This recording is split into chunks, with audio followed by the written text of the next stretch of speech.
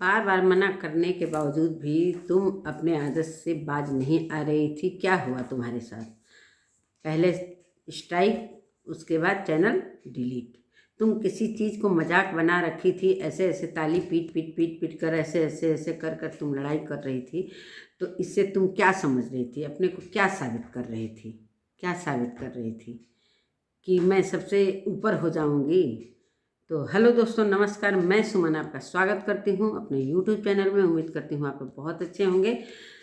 तो चलिए, मैं वीडियो लेकर आई हूँ एक नए वीडियो में पूरा बने रहिएगा और चैनल को सब्सक्राइब कर लीजिएगा और लाइक भी करिएगा। तो चलिए दोस्तों, जो पूनम ब्लॉग है, मैं उसी के बारे में आज वीडियो लेकर आई हूँ। तो उसका वीडियो देखकर ही मैं समझ गई थी, मतलब बहुत दिनों से मैं वीडियो देख रही थी, मतलब बहुत दिनों से, का एक हफ्ते से ही वो तांडव मचाई हुई थी। एक दो हफ्ते से बहुत ज़्यादा तांडव मचाई हुई थी यूट्यूब पर। सोच रही थी कि गोरखपुरिया भौजी को और गोलू को मैं नीचे गिराऊंगी, उसका पैर खींचूंगी और वो उसको नीचे गिराकर मैं आगे बढ़ जाऊंगी। तो इस तरीके से कोई चैनल को ग्रो नहीं करा पाएगा।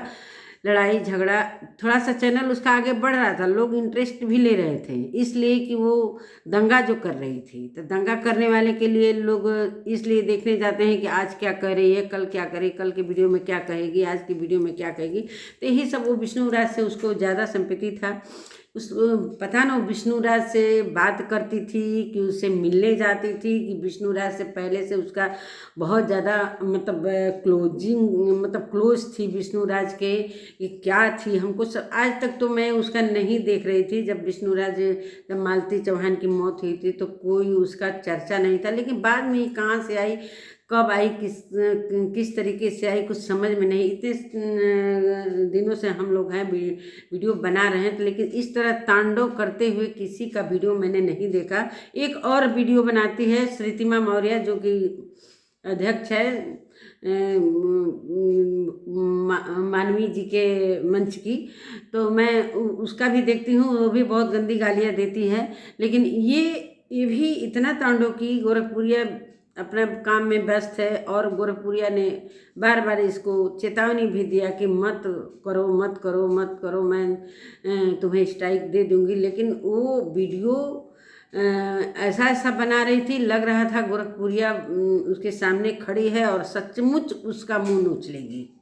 ऐसा मतलब उसके पैरों के तलवे के बराबर भी नहीं थी। गोलू और गोरखपुरिया को इतना वो घसीट रही थी, इतना ज़्यादा घसीट रही थी, सिर्फ विष्णु राज के फेवर में ही बोल रही थी। वो मालती चौहान को भी इतनी इतनी मतलब बुरी बुरी बातें कर रही थी, जो मैं पिछले वीडियो में भी बोली हूँ। लास्ट में उसके पिता को भी उसने नहीं छोड़ा। ये सब कंट्रोवर्सी करने के लिए वो आई थी, और चैनल ग्रो कराने के चक्कर में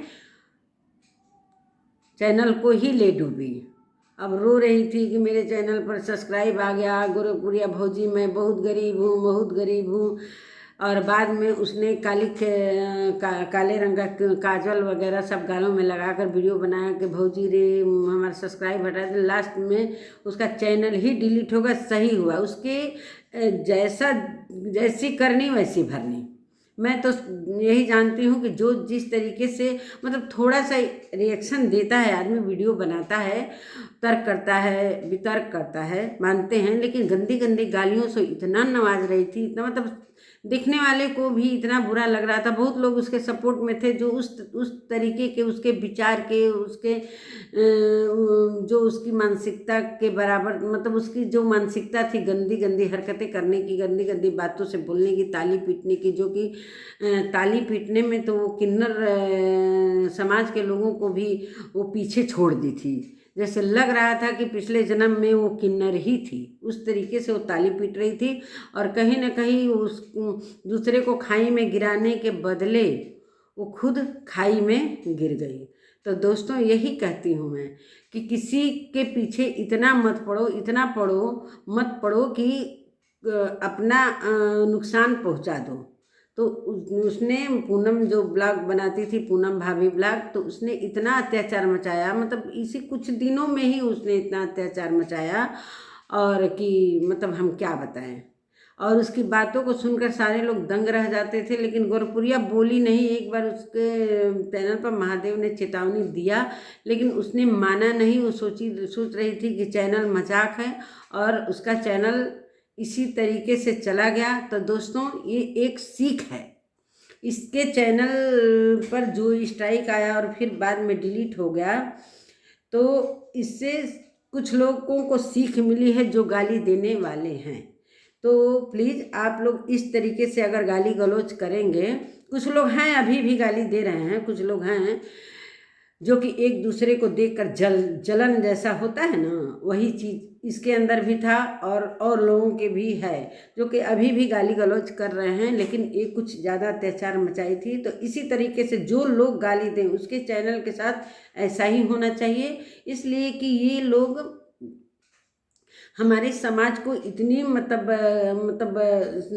खराब समाज को खराब संदेश दे रहे हैं, गलत संदेश दे रहे हैं कि हमारे जो बच्चे हैं, सारे बच्चे वीडियो देखते हैं, चाहे हर घरों में वीडियो देखी जाती है। तो इस वीडियो से बच्चों के दिमाग पर क्या प्रभाव पड़ेगा, ये हमको यही तो हम लोगों के लिए बहुत अफसोस की बात थी कि ऐसे ऐसे लोग सोशल मीडिया पर रहेंगे।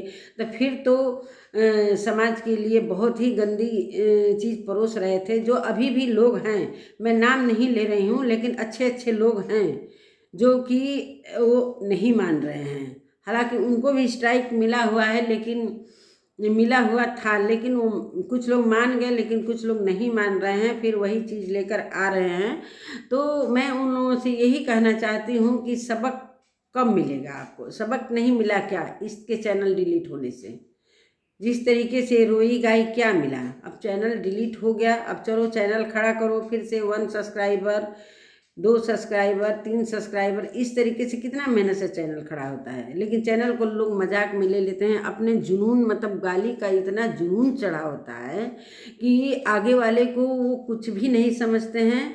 और कहीं ना कहीं गोलू और गोरखपुरिया को ये कुछ भी नहीं समझ रही थी, और उनकी बराबरी इस किसी जन्म में भी नहीं हो पाती, लेकिन बराबरी करना चाहती थी तो बराबरी कर पाएगी। तो ऐसे ऐसे कर कर हम तो देख कर दंग रह जाते थे उसका वीडियो। यही मैं कहती हूँ कि एक नदी एक दिन कर्म का फल मिलता है, तो उसके कर्मों का फल मिल गया दोस्तों। तो आप लोगों के लिए एक सबक है। जो गाली देने वाला है उसकी बात मैं कह रही हूँ, और आज वो रो रही होगी कि मैं क्या कर दी। लेकिन कुछ लोग जिसकी आदत खराब हो जाती है वो कभी सुधरता नहीं है। सुधरेगा जब कुछ और ठोकरें लगेगी तो सुधरेगा। इसी तरीके से लोग जब ठोकर लगता है ना, तब उसकी औकात याद आती है कि हम किस औकात में हैं और किससे मैं पंगा ले रही थी। पंगा भी तो उस इंसान से ले रही है जिसको चाहने वाले मिलियन में हैं, उस इंसान से पंगा ले रही है। तो पंगा लेना कितना महंगा पड़ा, कितना महंगा पड़ा पूनम के लिए। तो पूनम तो पता ना सुधरी कि फिर चैनल खड़ा करेगी। अभी चैनल का उसके अता पता नहीं है। अभी मैं वो सोच रही थी कि भाई 2-3 दिन से उसका वीडियो नहीं आ रहा है, क्या है क्या नहीं है। तो स्ट्राइक तो लगा ही था, लेकिन लाइव की थी तो लाइव में भी बहुत सारा कुछ बोल रही थी। तो चैनल देखी तो ख़त्म है चैनल। तो मैं उसी के लिए आज वीडियो बनाने आई थी। तो चलिए दोस्तों, मैं अपनी वीडियो को यहीं पर एंड करती हूँ। अगर वीडियो अच्छी लगे और सारे लोग को सबक सिखाने वाला ये काम हुआ है, अच्छा हुआ है। सोशल मीडिया पे इतनी गंदगी फैल गई थी, अभी भी गंदगी है, लेकिन लोग मान नहीं रहे हैं। तो मैं अपने वीडियो का एंड यहीं पर करती हूँ। अगर मेरी वीडियो अच्छी लगे, अगर मेरा विचार अच्छा लगे तो लाइक शेयर सब्सक्राइब भी कर लीजिएगा। मिलती हूँ अगले वीडियो में, तब तक के लिए नमस्कार दोस्तों।